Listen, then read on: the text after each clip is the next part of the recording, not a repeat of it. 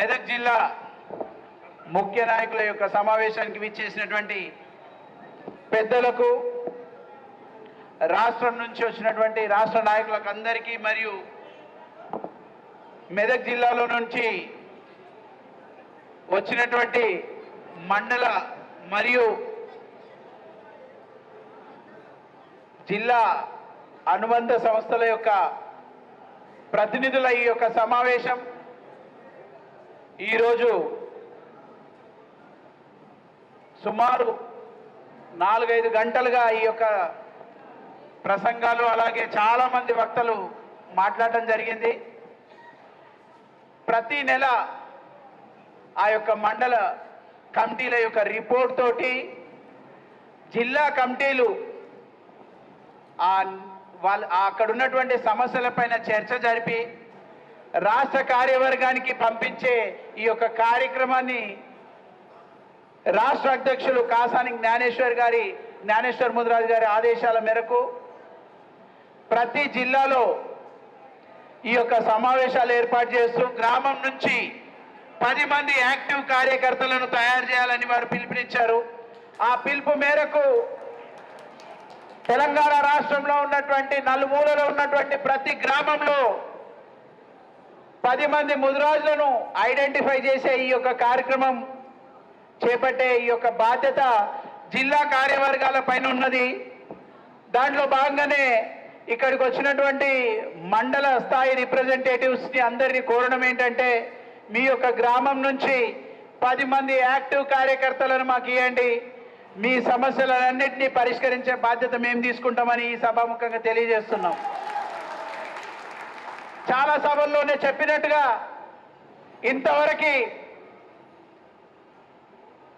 మాట్లాడడం జరిగిన సందర్భం ఏంటంటే, ముదిరాజులకు జరుగుతున్నటువంటి అన్యాయాలపైన ఎప్పటికప్పుడు సమావేశం ఏర్పాటు చేసి అక్కడ ఉన్నటువంటి సమస్యను పరిష్కరించే బాధ్యతను కూడా జిల్లా కార్యవర్గం చూసుకొని ఆ యొక్క సమస్యను ఇమీడియట్గా దానికి పరిష్కారం వచ్చే విధంగా, లేదంటే దానికి కావలసినటువంటి న్యాయపరమైనటువంటి ఏ మద్దతు కావాలన్నా దానికి ఈ రాష్ట్ర కార్యవర్గం అందుబాటులో ఉందని చెప్తూ, ముదిరాజులకి అన్ని విధాలుగా అన్యాయం జరుగుతుంది. వీటికి ఒకే ఒక ప్రధాన కారణం, మనకు చట్టసభల్లో మనం కావాల్సినటువంటి రిప్రజెంటేషన్ లేకపోవడం. ఇవన్నీ అవకాశాలు ఎప్పుడైనా వచ్చినా ఆ రోజు మాత్రం అక్కడ ఉన్నటువంటి సమస్య వేరే ఉంటుంది. మనము 2023లో ఒక ప్రధాన పార్టీ ముదిరాజులకు ఒక్క సీటు కూడా ఇవ్వలేదని చెప్పిన మాట మనం దానిపైన చేసిన ఉద్యమాలు చూసాం. దానికి అనుగుణంగా దాని తర్వాత వచ్చినటువంటి పార్లమెంట్ ఎన్నికల్లో ప్రధాన 3 పార్టీలు ఒక్కొక్క సీట్ ఇచ్చినాయి. ఇస్తే కూడా మనం సరిగ్గా దాని అవకాశాన్ని వాడుకోలేకపోయినాం. దాన్ని ఆలోచన చేసిన తర్వాత మనకు అర్థమైంది ఏంటంటే, బూత్ స్థాయి నుంచి మనం ప్రక్షాళన చేయాలని నిర్ణయం తీసుకున్నాం. దాంట్లో భాగంగానే ప్రతి ఒక్క ముదిరాజు బిడ్డను, ప్రతి ఒక్క ముదిరాజు సోదరులను, సోదరిమణులను, అమ్మలను, అన్నలను అందరినీ కోరేది ఏంటంటే, మీ యొక్క పేరు పక్కన ముదిరాజు అని పెట్టుకోండి. మిగతా సమస్యలన్నిటికీ అదే పరిష్కారం చూపిస్తుంది. ప్రతి విషయం కూడా రాజకీయంతో ముడిపడి ఉంది కాబట్టి ఆ రాజకీయాలకు అనుగుణంగా ఉండే ఓటర్ లిస్టు పక్కన మన పేరు పక్కన ముదిరాజు అనే ట్యాగ్ లైన్ యాడ్ చేసుకుంటే 1,00,000 సమాధానాలకి ఒకే ఒక పని మీరు చేయాల్సింది, మీ పేరు పక్కన మీరు ఆ ట్యాగ్ లైన్ ముదిరాజు అని యాడ్ చేసుకోండి. ఆ ఒక్క పని మీరు చేయండి, మిగతా పనులన్నీ ఈ కార్యవర్గం చేస్తుందని మీకు మాటిస్తున్నాం. ఇంతకుముందు సోదరులు చాలా మంది చెప్పారు, ఇక్కడే పక్కనే ఉన్నటువంటి ఒక గ్రామంలో చేపల సొసైటీ వాళ్ళు రిజిస్టర్ చేసుకున్నారు. కానీ అక్కడ ఉన్నటువంటి వాళ్ళు కొంతమంది వాళ్ళని రానియకుండా ఆ గ్రామంలో బహిష్కరించేటట్టు తీర్మానాలు చేస్తారు. ఎక్కడ పోతున్నాం? ఇంత జనాభా ఉన్నది, ఇంత ఆధునిక పరిస్థితుల్లో కూడా ఇంకా బహిష్కరణలకు గురవుతున్నటువంటి కులం ఏదైనా ఉందంటే అది ముదిరాజు కులం. ఇవన్నిటికీ కారణం ఏంటంటే మనలో ఐక్యత లేకపోవడం. ఒక దగ్గర మనకి ఎక్కడైనా ఇబ్బంది జరిగితే అక్కడ రాష్ట్రంలో ఉన్నటువంటి అంతమంది నాయకులు అక్కడ వాళ్ళకి మద్దతుగా నిలవాల్సిన అవసరం ఉంది.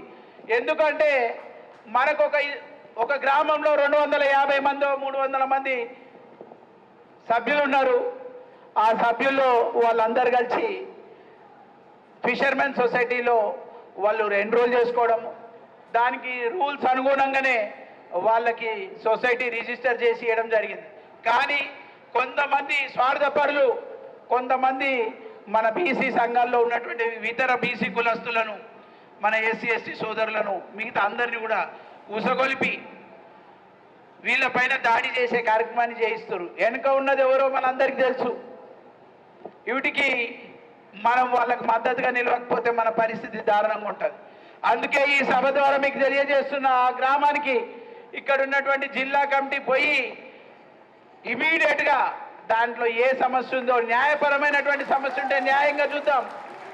రిప్రజెంటేషన్ కావాలనుకుంటే రిప్రజెంటేషన్, ఎగ్జిక్యూటివ్ అథారిటీ కావాలనుకుంటే ఎగ్జిక్యూటివ్ అథారిటీ, ఇక్కడ ఉన్నటువంటి ఎమ్మెల్యే తోటైనా మాట్లాడైనా మీ సమస్య పరిష్కరించే బాధ్యతను ఈ యొక్క జిల్లా కమిటీ తీసుకొని ఆ రిపోర్ట్ని రాష్ట్ర కార్యవర్గానికి 1 నెల రోజుల లోపల దాని యొక్క పరిష్కారం అయిందనే ఆ యొక్క సూచనలను, ఆ యొక్క ఆర్డర్ని మనకు ఆ సమస్య పరిష్కరించిందా లేదా అనే దాని సమస్య పైన పూర్తిగా 1 నెల రోజుల లోపల స్టేట్ కమిటీకి ఇవ్వాలని జిల్లా అధ్యక్షుని కోరుతూ, మనం మాట్లాడేది కానీ మనం ఇచ్చే రిప్రజెంటేషన్ కానీ ఒక కలెక్టర్ స్థాయి అధికారి మనకి రెస్పాన్స్ ఇవ్వలేదని ఒక మాట చెప్పడం జరిగింది. మనం కనుక కరెక్ట్గా బాధ్యతతోటి మనం కనుక మాట్లాడి మనం రిప్రజెంటేషన్ ఇచ్చే పరిస్థితిలో మనం వెళ్తే వాళ్ళతోటి ఒక ప్రయర్ అపాయింట్మెంట్ తీసుకొని మనము రిటర్న్లో కనుక మనం ఇస్తే ఖచ్చితంగా వాళ్ళు జవాబు చెప్పాల్సిందే. రేపు మీకు ప్రజావాణి ఉంది సోమవారం, ఆ ప్రజావాణిలో మీరు ఫిర్యాదు చేయండి. దానిపైన మనం ఖచ్చితంగా రాష్ట్ర కమిటీ నుంచి కూడా నేను కంపల్సరీ అడ్వకేట్లను పంపిస్తాను. దానిపైన ఎందుకు ఏం జరుగుతుందో దాని గురించి కూడా ఆలోచన చేద్దాం. సరే, ఇది ఒక గ్రామానికి సంబంధించినటువంటి అక్కడక్కడ దాడులు జరుగుతున్నాయని మనకు తెలుస్తున్నాయి. కానీ ఇలాంటి విషయాలు వచ్చినప్పుడు ఏంటంటే ఈ యొక్క ప్రజాస్వామ్యంలో ప్రజలే పవర్ఫుల్. మీరు అందరు గుర్తుపెట్టుకోవాలి. మనము ఒక అధికారికి మనం రిప్రజెంటేషన్ ఇస్తున్నాము అంటే వాళ్ళకి మన బాధ్యత మనం చెప్తున్నాం, వాళ్ళ బాధ్యతను గుర్తు చేస్తున్నాం, వాళ్ళకి తెలియజేస్తున్నాం. వాళ్ళు అంతేగాని ఎవరు ఎక్కువ ఎవరు తక్కువ ఏం లేదు, అందరూ ఈక్వలే. దానికి మీ అందరికీ మనందరికీ ఒక తోడైతే ఒకటి ఉంది. ముదిరాజ్ జాతి, ముదిరాజ్ సమాజం మీకు ఎంబడి ఉంటుంది. మీకు ఏ అన్యాయం జరిగినా ఈ యొక్క సమాజం మీతో ఉంటుందని మీరు గుర్తు చేసుకోండి. మనం న్యాయంగా కొట్లాడదాం. మనకు రావాల్సినటువంటి హక్కులు, మనకు రావాల్సినటువంటి వాటా గురించి మనం మాట్లాడదాం. ఇవన్నీ కావాలంటే ఎమ్మెల్యే మీ మాట వినాలంటే ఏం చేయాలి? మీ ఎమ్మెల్యే మీ మాట వినాలంటే ఏం చేయాలి? కాదు, మీ ఓటర్ లిస్టులో మీ పేరు పక్కన ముదిరాజుని పెట్టుకోండి. మీ ఎమ్మెల్యే మీ మాట వింటాడు, మీ సర్పంచ్ మీ మాట వింటాడు, మీ ఎంపీపీ మీ మాట వింటాడు, మంత్రి ఉంటాడు, ముఖ్యమంత్రి అయినా వింటాడు. మీరు ఆ ఒక్క పని మీరు చేయండి, మిగతా పనులన్నీ ఈ యొక్క సొసైటీస్ చేస్తాయి. ఈ యొక్క అసోసియేషన్స్కి మేము ఒకటి క్లియర్గా చెప్తున్నాం, ఏంటంటే గ్రామ స్థాయి నుంచి మనం ప్రక్షాళన చేద్దాం. గ్రామ కమిటీలో నుంచి ప్రతి 10 మందిని ఎందుకు అడుగుతున్నామంటే 100 మంది మాట్లాడితే అది రిప్రజెంటేషన్ అన్నారు. 10 మంది యాక్టివ్గా ఉండేటోళ్ళని ఐడెంటిఫై చేయమంటున్నాం. అందులో యువకులను పెట్టండి, మహిళలను పెట్టండి, ఆ గ్రామంలో పనిచేస్తున్నటువంటి సీనియర్ నాయకులను కూడా పెట్టండి. ముదిరాజ్ సంఘం కోసము, ముదిరాజ్ జాతి కోసం ఆలోచించే వ్యక్తులను పెట్టండి. అక్కడ ఉన్నటువంటి ఇంటలెక్చువల్స్ ఉంటే వాళ్ళ ఐడియాని కూడా తీసుకోండి. ఇప్పుడే ఒక సోదరుడు చెప్పిండు, ఆయనకి ఇంటర్నెట్ షాప్ ఉంది, నాకు తోచినంత వరకు నేను చేస్తానని.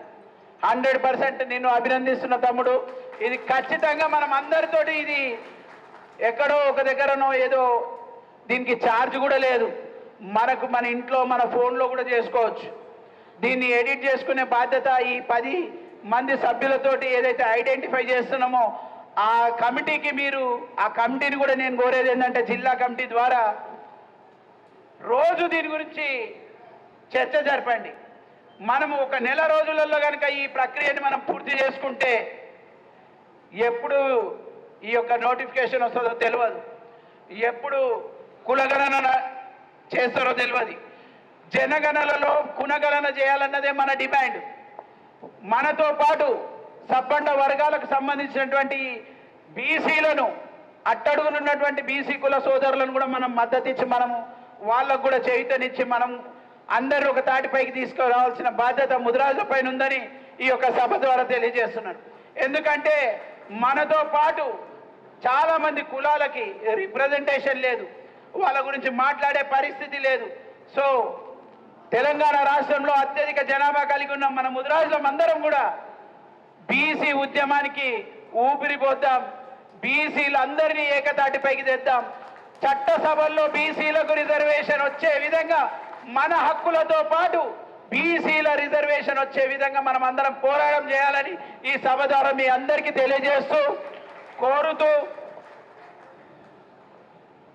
మరీ ముఖ్యంగా కేంద్రంలో ఉన్న పార్టీని కానివ్వండి, రాష్ట్రంలో ఉన్న పార్టీలను కానివ్వండి, ఇవన్నిటినీ మనం ఏమడుగుతున్నామంటే చట్టసభల్లో మీరు రిజర్వేషన్స్ తెస్తామని చెప్తారు.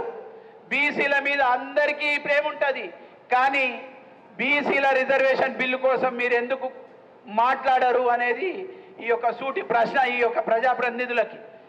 మీరందరూ కూడా మాకు మద్దతు ఇవ్వండి.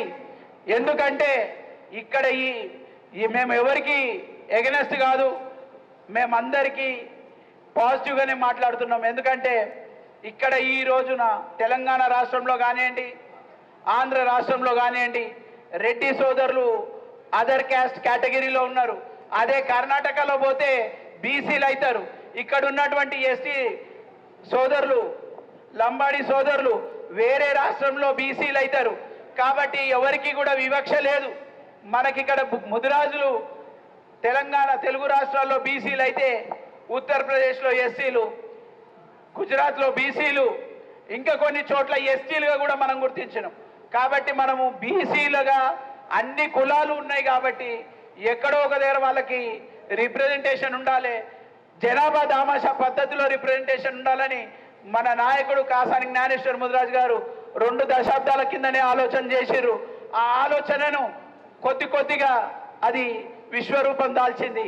ఎందుకంటే మనం 2003లో పెరేడ్ గ్రౌండ్స్లో ఇచ్చినటువంటి నినాదం ముదిరాజ్ అని పెట్టుకోండి, ముదిరాజ్ అని పిలుచుకోండి అని ఇచ్చినటువంటి వారి స్ఫూర్తి కొరకు చాలా మంది పిల్లలు ఆ తర్వాత 2003 తర్వాత పుట్టిన పిల్లలకి ముదిరాజ్ అని నామకరణ చేసుకోగలిగారు. అప్పటికే ఉన్న చాలా మంది. మరిన్ని వీడియోస్ కోసం ఛానల్ ని సబ్స్క్రైబ్ చేయండి, లేటెస్ట్ అప్డేట్స్ కోసం వాట్సాప్ ఛానల్ ని ఫాలో చేయండి అండ్ లింక్ డిస్క్రిప్షన్ లో ఉంది.